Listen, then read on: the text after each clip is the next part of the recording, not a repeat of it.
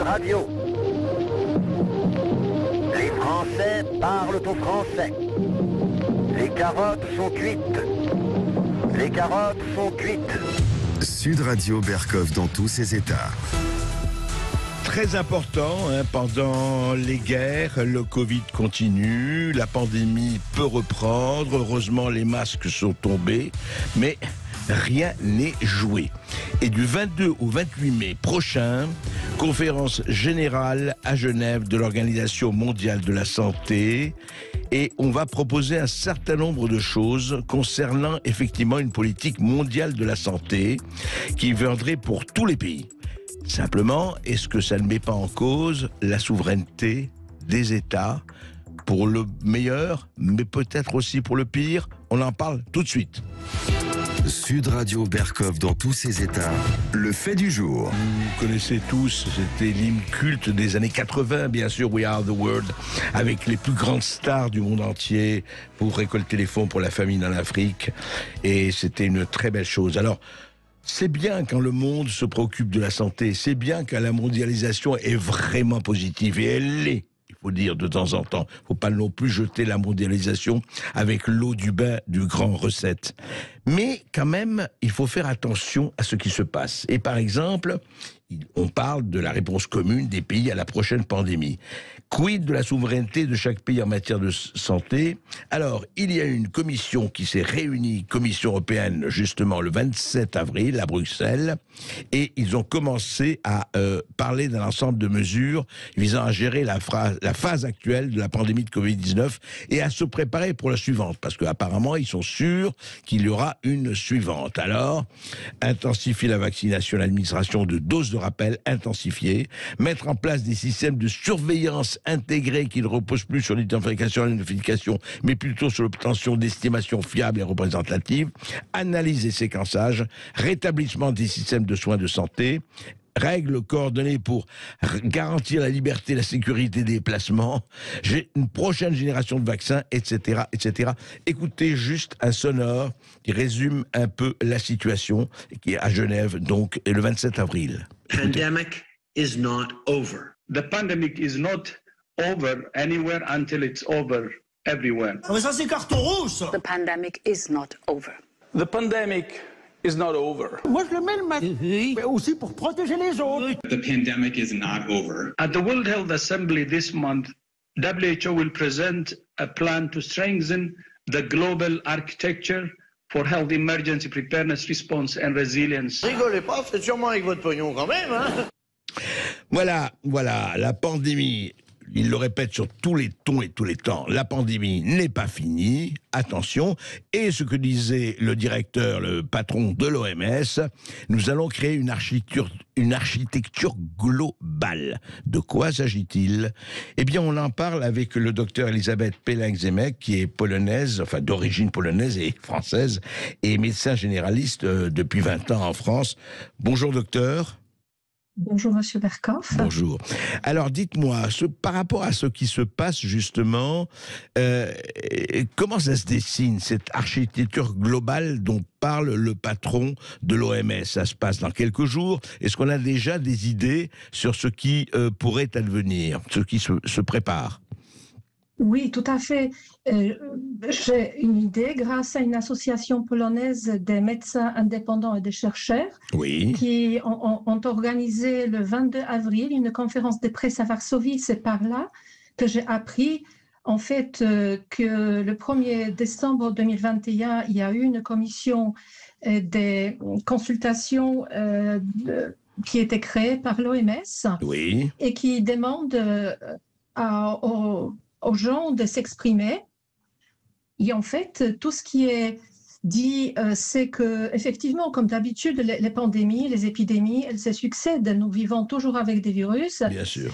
Ils font presque partie de nous. Après, ça se manifeste de telle ou l'autre manière. Donc, par contre, les médecins qui se sont réunis, il n'y avait pas que de médecins.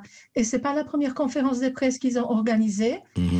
Ils se sont cette fois-ci associés avec d'autres associations. Il y en a une cinquantaine en Pologne. D'accord. Qui se sont réunis en une confédération Il y a des Mais alors, qu'est-ce qu'ils ont dit de quoi, enfin, quels sont les objectifs? Je veux dire, sur quoi ils sont inquiets et sur quoi ils ont réagi exactement? Oui, donc déjà, ils sont inquiets que les gens ne sont pas au courant de cette consultation et qu'ils ne peuvent pas réagir s'ils ne sont pas au courant. Ils sont inquiets parce qu'ils ont soumis quelques propositions, d'ailleurs. Ils sont inquiets parce qu'ils regardent en arrière dans les 2 années qui se sont écoulées. Oui. Ils disent ouvertement que la gestion n'était pas brillante, qu'il y a eu beaucoup de couacs, qu'il y a des traitements. Ils dénoncent les mauvais traitements de médecins qui ont soigné. Donc, sachez que nous, en Pologne, on a un autre professeur Raoult qui a traité avec l'amantadine, un vieux médicament, et pourtant, il a beaucoup de soucis avec les conseils de l'ordre des médecins polonais. Il n'y a pas que lui. Donc, tous ces médecins qui prescrivaient, qui soignaient, qui en fait répondaient, qui acceptaient de suivre le serment d'Hippocrate, ils se sont réunis parce qu'ils ont eu des problèmes. D'accord. Donc, il y a eu beaucoup de propositions qui ont été émises. Donc, cette unité intergouvernementale est chargée de la négociation. Donc, était créée. Elle a demandé les témoignages. La première vague des témoignages était déjà faite. La deuxième, elle est prévue pour la mi-juin. Oui. Et en fait, il y avait une question qui était posée à tout le monde, la seule. Quels sont les éléments importants, d'après vous, qui devraient être pris en compte au sein du nouvel outil international concernant la préparation et la réactivité lors de l'apparition d'une pandémie? Et donc, il y avait Dr Sienkiewicz, qui est la présidente de cette association. Elle a proposé que l'OMS, évidemment, il faut coopérer avec l'OMS. Bien sûr, qui coordonne tout, oui. Qui coordonne, mais à titre consultatif et pas à donner des recommandations et surtout pas pour que le pays soit pénalisé si jamais il décidait de faire autrement. Autrement dit, on touche à une question de la souveraineté. C'est ça. Il faut les accepter, mais il faut que ce soit un caractère volontaire du pays et pas obligatoire. Oui, en fait, ce dont ils sont inquiets, c'est de dire il ne faut pas que les recommandations de l'OMS soient exécutoires pour tous les pays. Chaque pays doit garder son indépendance en matière de gestion de la pandémie, quelle qu'elle soit. C'est ça. Exactement. Exactement. Il utilise le mot souveraine. Oui. Il demande également de exclure, utiliser tout produit qui est en phase d'essai clinique. Donc, c'est ce que nous sommes devant ces problèmes actuellement. Oui. En même temps, il parle de la règle de 100 jours pour la création de nouveaux vaccins. En fait, il demande également qu'on garde, ce n'est pas que Dr Sienkiewicz qui demande. C'est quoi la règle de 100 jours ? C'est la règle qui dit que l'OMS va se donner 100 jours au maximum pour créer un nouveau vaccin suite de l'apparition et de la identification du nouveau virus. D'accord. Donc 100 jours, sachant que en général... Et il trouve que 100 jours, c'est assez ou ce n'est pas assez? C'est certainement pas assez, puisque jusqu'à maintenant, les vaccins ont été créés en minimum 6 ans, voire 10 ans, et les vaccins actuels sont encore en phase d'essai, sachant que le traité va rentrer en vigueur probablement, si j'ai bien compris, le 1er janvier 2024, mais c'est jusqu'en 2025 que la tranche d'âge des moins de 30 ans reste encore jusqu'en 2025 de moins de 30 ans à cause des péricardites. Donc, pour cette tranche d'âge, la période d'essai des vaccins, la phase 3, va se terminer qu'en 2025 et pas en 2023. D'accord. Donc, nous sommes toujours... Vous voyez, elle veut éviter ces problèmes. Elle veut évidemment rétablir l'ancienne définition de la pandémie.